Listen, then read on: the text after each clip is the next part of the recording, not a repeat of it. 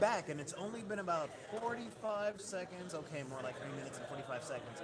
And I am here with William Brever, the creator of Battle of Souls, which another game creator, a person of color, and he's out of Anaheim, California. So we hit pay dirt. Let's take a look at this guy. How you doing today, William? I'm doing pretty good. Oh, Fantastic. let's we're gonna actually do a little bit of walking here.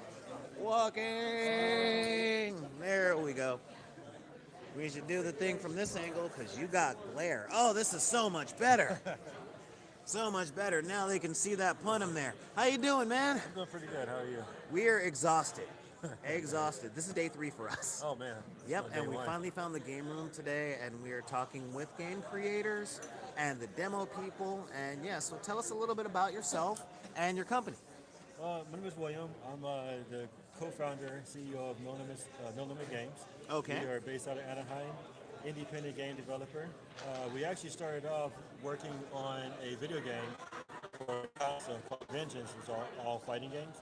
Then we decided to go into tabletop. So this is our first tabletop game, Battle of Souls. Oh, now going from video games to tabletop, have you noticed a difference in action consequence mechanics? There's a difference in some aspects of it. The tabletop was actually a lot easier to develop because the video game that we're still going to work on, just a matter of programming and everything, it was just a lot. The tabletop, we had one artist that did all of our artwork, and after that, we just basically building the mechanics. So it was actually a lot easier to do it, especially because of the fact that we don't have to complete the code before we can actually try the game out. Oh, isn't that so relieving? Yeah, I really yeah. bet. All right, well, tell us a little bit about your game. So the game is called Battle of Souls. Essentially, what it is, each player is like an immortal being on a different realm of reality from Earth, and they're in this contest called the Battle of Souls. That's the name. And the purpose of the contest is to become become the ruler of the immortal realm. So in order to do this, you have to be the person who collects or owns or controls the most souls. So what it is when you claim souls is basically, you know how they say that every warrior on Earth, every warrior in battle, when they fall in battle, a piece of their soul kind of remains on the battlefield, right? Yes. So these immortal beings have access to those souls. They call forth those fallen warriors from those different wars, and they have them do battle for them. Because basically, immortal can't kill an immortal, so they just basically are battling for soul points. It's like a currency. Okay. So in this game, it kind of have aspects of Yu-Gi-Oh, little aspects of Magic, where you're going to the battle phase right here and stuff like that. But one thing that makes it different, there's not the trading card mechanic where it's like a pay to win. Okay. There's no boosters. There's no starter decks. We'll never have a ban list. So everything that you need to play except another player comes in the box. Pretty much. One It's time like buy. actually one box, like one in the box right here, this set box right here, like this for example is a samurai. This box contains every single samurai card there is in the whole entire game in one box. Nice. From one box you can build 2 decks, 2 players can play this from this one box. Okay, now this is a competitive game and not a co-op game. It is competitive, but you can also do team. So Okay. you can do 2 versus 2, 3 versus 3, however you want to set it up. And I think you can play, we played up to about 10 people on our play test, but you can do more. Fantastic. Would you mind walking us through a turn? Sure. All right. Woo! We're flying.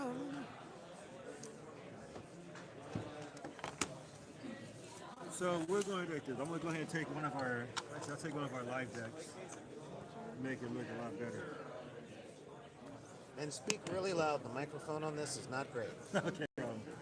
All right, so you start your game off by making yourself a 40. Okay. Like I said, in those boxes, you can do two of those decks, like 2 40-card decks. In our big box, which is on our Kickstarter, you can do 5 decks in this one box. Wow. And it has both Viking and Samurai in one box. Vikings versus Samurai. Or Vikings and Samurais together. Oh, wow. Whichever you want to set it up. So after you go ahead and have your deck, you shuffle it, you're going to draw 5 cards. Once you have your 5 cards, you want to check to make sure that you have at least 2 warriors. Right? Look at this guy with these big skills over here. So if you have at least 2 warriors, then you're good to go. If you have only warrior, then that's a mulligan, just like in Magic. So you can go ahead and shuffle it, put it back in your deck, draw for it. Okay. So you start the game off, you draw your card, you play your warriors. Your warriors are your first level that you can put out. A little bit of glare, huh? There we go. So the warrior is the first level fighter that you can play without anything else needed. Whenever it kills another fighter, it gets a kill counter. Okay. Okay. So when you get 3 kill counters, then you can sacrifice that warrior and you can put out an elite warrior. Yes. Promoted. So the thing with it basically gains some experience, right? Right. So now your elite warrior has 5 counters. You can sacrifice that. You bring out a warlord. They get stronger. They get more powerful, better effects. When your warlord has 7 counters, there's one on there, and you have an elite warrior and a warrior on your field, you sacrifice all 3. Bring out your legendary warrior. So I'll tell you right now, the legendary warrior is essentially pretty much a badass. He is overpowered as hell, and we keep it that way and made it hard to get to him because he's overpowered. If there's any other game like Yu-Gi-Oh, he'd be banned as soon as they finish printing him. It's the truth. It just worked. It just happened. So that's your legendary. Now the legendary warrior, even though it comes out in play, doesn't mean it's invincible. It can be killed. If somebody knows how to use their support cards, then they can take it out. Okay. So with the support cards, you have your battlefield.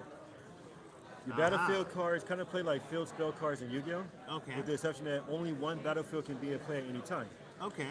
So if I put one out and then a different person puts one out, then mine destroyed, they stays in place. Okay. And most of the battlefield cards are used to kind of beef up all the warriors or just your own warriors and stuff like that. As Krishna said to Arjuna, you can decide the battlefield, but you cannot avoid the battle. Okay. Now with the battlefield, some of them have a cost to it. Mm-hmm. If it has a cost, the only person who can play it is the person who owns it. So that means that nobody else can play it. Okay. Aside from those, you have your equipment cards. So if you want to play an equipment card, you can play it out face up, either before battle or after your battle phase, and use it right away. Or you can put it face down and use it for later on. Okay. Sometimes you might want to put it face down because your opponent doesn't know what you have. Because if it's a tactic card, which always plays face down first, that can mess up somebody's strategy. Oh, okay. So the game plays basically every time you do damage to your opponent, you gain that much life points back. And the life points we call soul points. His name's Battle of Souls too. Gotcha. And the first person to get the 16,000 soul points wins. The game is over. And that's the one and only win condition that we have.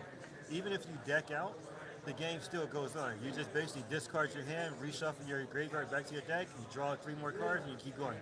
So there's only one win condition. So there's always going to be a guaranteed winner. Never a draw game.